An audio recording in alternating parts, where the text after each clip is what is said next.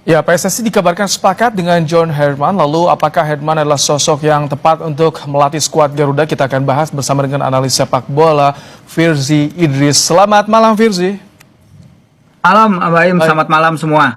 Bung Firzi, ini sebetulnya yang menggelitik saya. Ini presentasinya sampai 100% kepastian Herman menangani timnas.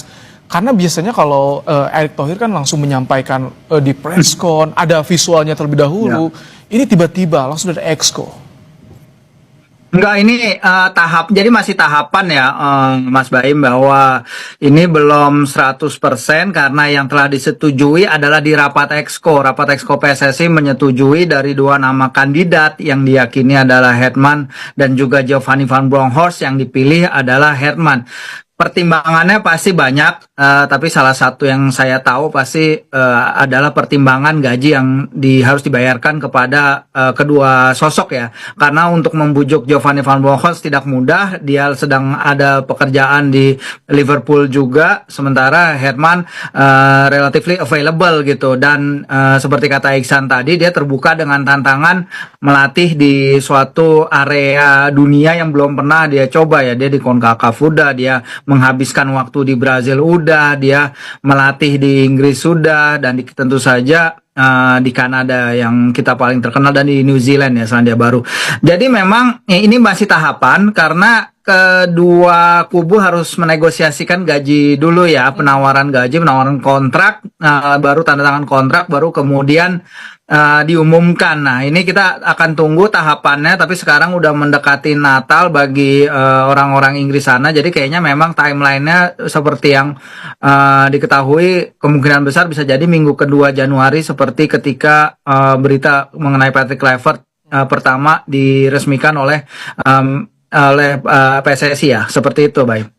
Tapi kalau misalkan bicara soal rekam jejak ini, cocok tidak untuk menangani timnas Indonesia? Secara strategi atau permainan lah yang ditawarkan oleh Herman sendiri.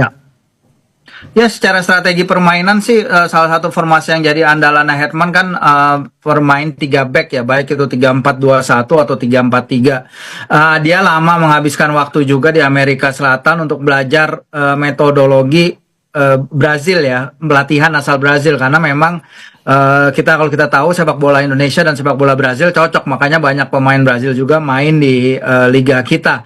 Nah, dia juga menjadi sempat direktur akademi di Sunderland, dan dia adalah lecturer ya. Dia mengajar di Northumbria University di North East England, di Timur Laut Inggris. Suatu area ya, yang dia lahir di North East England juga, itu suatu area yang memang dipenuhi dengan kaum kelas pekerja ya. Jadi apa yang Zuir inginkan, apa yang Direktur Teknik PSSI inginkan dan juga PSSI inginkan adalah pelatih yang mengenal bagaimana karakter bermain, berjuang, agresif, dan tidak kenal menyerah di dalam lapangan. Dan ini kalau kita mengaplikasikan ke bagaimana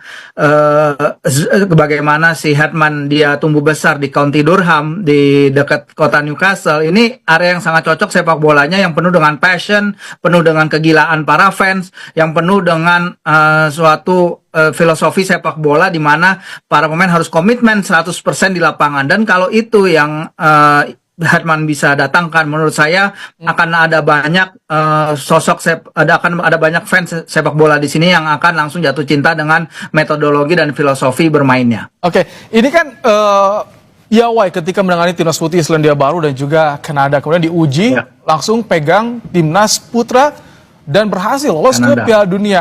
Artinya memang kalau soal strategi dan kemampuan meracik atau meramu pemain ini sangat teruji Herman ini.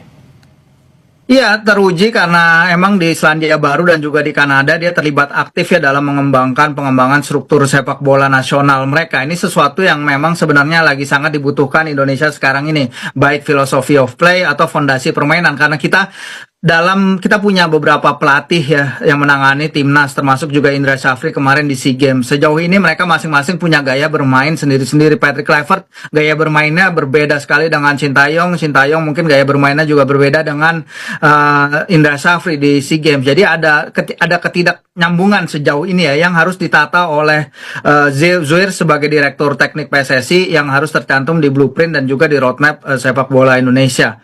Memang ini akan jadi tantangan besar sama dia. Tapi kalau dirinya dengan track record dia mengembangkan struktur sepak bola ya di Selandia Baru dan juga di Kanada, bisa dia bawa dan aplikasikan ke sepak bola Asia, itu akan jadi suatu yang sangat luar biasa dan memang suatu yang sangat diperlukan oleh timnas Indonesia kita sekarang ini dalam menatap target lolos ke Piala Dunia 2030 ya, Mbak Im ya. Tapi ada tapinya juga yang harus dia lewati di sini juga adalah perpolitikan ya di sepak bola Indonesia, dan mungkin itu suatu hal yang dia juga harus biasakan ya, karena mungkin di Kanada dan juga di Selandia Baru ekspektasi dan juga bagaimana permainan politiknya di level atas itu berbeda dengan di Indonesia sekarang, terutama sekali setelah kita gagal lolos ke Piala Dunia. Itu kayaknya ada faksi-faksi di PSSI yang mungkin sedikit berbeda pendapat satu sama lain, tapi yang pasti sebagai pelatih timnas dia harus punya pandangan satu, yaitu memberikan yang terbaik bagi timnas Indonesia seandainya dia dipilih dan bisa membawa kita ke Piala Dunia 2030. Ini kita menunggu pengumuman resminya, apakah betul pekan depan akan diumumkan Herman ini sebagai nakoda dari timnas Indonesia. Menarik untuk ditunggu. Terima kasih untuk analisanya Firzi Idris, analis sepak bola, telah bergabung di Kompas Malam hari ini. Sama-sama, selamat malam.